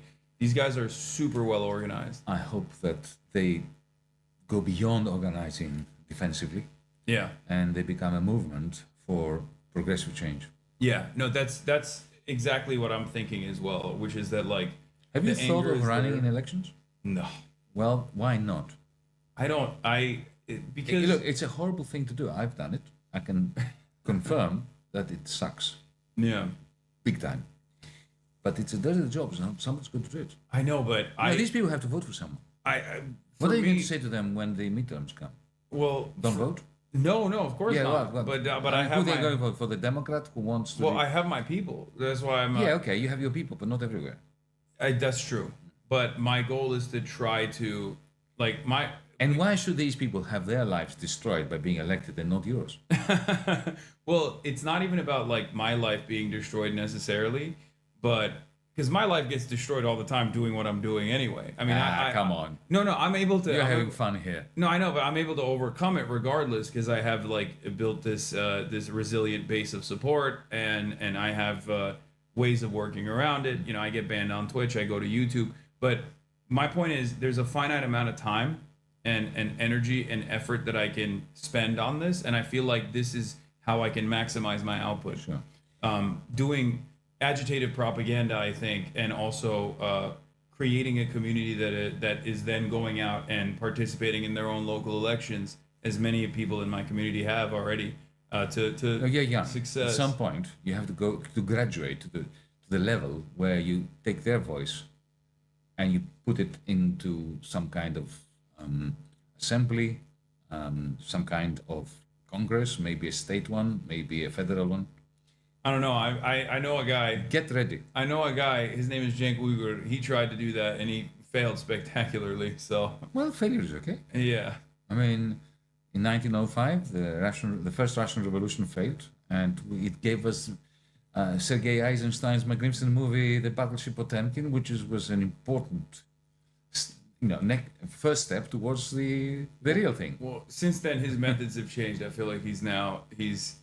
I mean, you might like it actually. He's big into realignment with right wingers in general, like with Tucker and all those guys. No. I'm not. That's not me, mate. Okay, well, I mean, do not realign with Tucker. You say I want to speak to the people honestly and respectfully to the victims of this. Yes. We're on the same page. Yeah. as Michael Brooks used to say, be ruthless to systems, be kind to individuals. Who I suffer try to, from the system. yeah, So much so that they have actually become part of it. yeah, Yeah. because like, I think at the end of the day, that discontent and that anger that they feel, that resentment that they feel, that materializes in like, you know, fascist expression, that discontentment is coming from the material inefficiencies that they experience. And therefore, if you isolate that and if you talk to them directly about those problems and explain to them the real pathway to solve it, they're not going to lean into the culture wars. You know what I mean? If you give people, it's not even a zero sum game, but if you give people the two options where you're like, okay, you can keep dominating trans people or Guatemalan people that are like literally doing your landscaping and are the backbone of like the productive forces we have or the agricultural output that we have that put food on your table, and you don't have healthcare, or you have healthcare but you don't get that. You don't get that moment of feeling satisfied because you've dominated someone lesser than you. That makes you feel more powerful. I think most people are going to go with material improvements. Indeed, I was campaigning in some election in Britain some years ago, and I was in the north of England, which has shifted from being left wing to being ultra right fascistic. Yeah. Oh, you mean like the labor enclaves in the north? That's right, the Yeah, so-called Red Wall. Yeah. And I gave a talk, and there was this elderly woman who came to talk to me afterwards. She said, "Look, I like what you say, but I can't possibly agree with you because you keep believing that migration is not a problem. It is a problem. Next door to me, in my block of flats, my apartment block, I have it's a small flat, and it's inhabited by 4 Romanian boys. Now, each one of them has a job, so together they have an income that outbids any local renter, any family that wants to rent that apartment. Yeah. And this sounds reasonable. So I could have dismissed her as a bigoted woman, or I could ask her more questions. Like, for instance, can you tell me the history of the building? And she said, it used to be a council house. Social housing, yeah. Right? And what is it now? Well, Thatcher sold it. And who does it belong to? She says, well, nobody knows, some kind of hedge fund. I said, okay, now tell me, let's say that I wave a magic wand, those 4 Romanian boys go back to Romania. How's this going to help you? Yeah, because the fact is that it will still be owned by this. Maybe they will demolish it and create a shopping mall or something out of it, but the housing problem is not going to be solved. Maybe we should consider the fact that weak people have been turned against one another, you against the Romanians and so on, by those who profit from both of you. Yeah. And she listened. It wasn't that I was being smart. It's because I wouldn't have thought of that had I not asked her the question. So tell me the history of your building. Yeah. So ask people the history of their buildings, of their neighborhoods, of this, before you articulate an argument to try to convince them otherwise. Yeah, no, absolutely. That's what I try to do, and I try to speak to people at their own level, like or speak to their immediate desires. I know you do, but this was my message to these folks. But we've also briefly talked about entryism versus third party last night privately, not on camera. And this is something that I've been thinking about quite a bit as well. This is also often an issue. Hold on, what is this? No, I don't want to do this BIOS utility update. Jesus Christ. Okay. And the way I see it, Americans do not have any class consciousness whatsoever. They have problems. They experience those problems, but they have no productive output. They have no productive outlet to address those problems at all. So they focus on anyone that leans into their anger and resentment. And the right is very good at leaning into that anger and resentment and then redirecting it to other, marginalized populations or people that have the same class interests as they do, right? In the case of the Romanian versus the elderly woman, like you described. So the way I see it, there's only 2 major parties in the country right now. And my solution is not to overtake the Democratic Party and turn it into a communist party or something. I don't think that's ever going to happen. It's a bourgeois, capitalist, liberal party. And it has played a very important role in identifying and neutralizing any sort of more radical left positions out there. Having said that, it does still have an election mechanism, and it still has a massive platform in general. It has a massive podium in general. And I do think that liberals, self-identifying liberals actually have more of a socialist tendency than they think they do. And the way to open that conversation up to them is by running socialist alternative candidates within the Democratic Party infrastructure. What the DSA does. Yes, exactly. So I do agree with that system. This doesn't mean that you shouldn't attempt to design a third party on the sidelines as well. Having said that, I don't know if the opportunity for a third party viability is there right now, considering how many people still self-ID as liberals. We're on the same page. Starting a third party now would be suicide. Yeah. You can see it with the Greens, Stein, and so on. That it really doesn't have the dynamic to change the scenery. But I think the answer lies in between. So, you and I were discussing yesterday the unique opportunity Bernie Sanders had in 2016 to start a party then, because he had run within the Democratic Party, because he had hundreds of thousands of volunteers, because he created the infrastructure, he created the political revolution, right? To use his terms. And at that point, he could have started a third party that would be viable. But that, by not doing it, that opportunity was killed. So you have to start again. As you say, like Mamdani, like AOC, like others, go through the party. If a figure like Mamdani and then not allow comes them to be neutered either, because like the political machine does actually chop away their radical tendencies if they even existed to begin with, or if it was. Well, that's why you need the socialists within the Democratic Party to be better organized amongst themselves, to have more party discipline, factional, like the Trumpists did. The Trumpists did take over the Republican Party. Of course, they had huge capitalist help.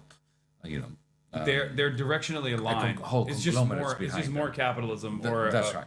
But so your work is much. What you need to do is much harder. But you can do it. You can emulate what Bernie did, but with the intention of stepping out and taking the new structures that you have created within the Democratic Party with you if you hit a brick wall. And again, the National Committee chooses Trump over you.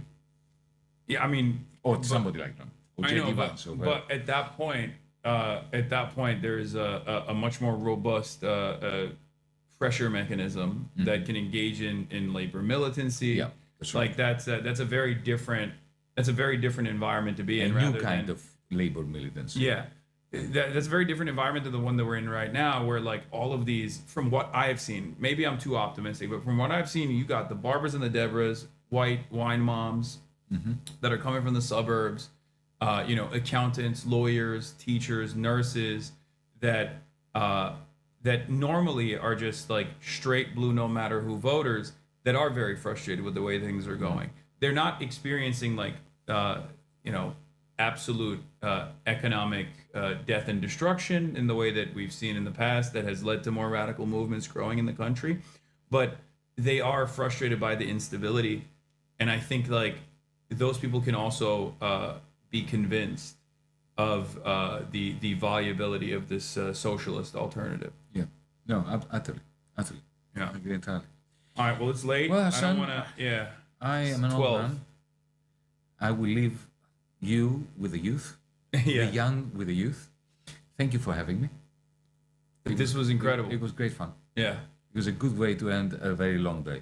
Oh, yeah. You gotta, after talking to tech executives about the importance of AI and data collection, you gotta come back to earth a little bit. And biting my tongue most of the day. Yeah. It's very badly injured from all this biting. But thank you. Yeah, thank you for coming on. This was incredible. Thank you. Thank you. All right. Yanis Varoufakis, everybody.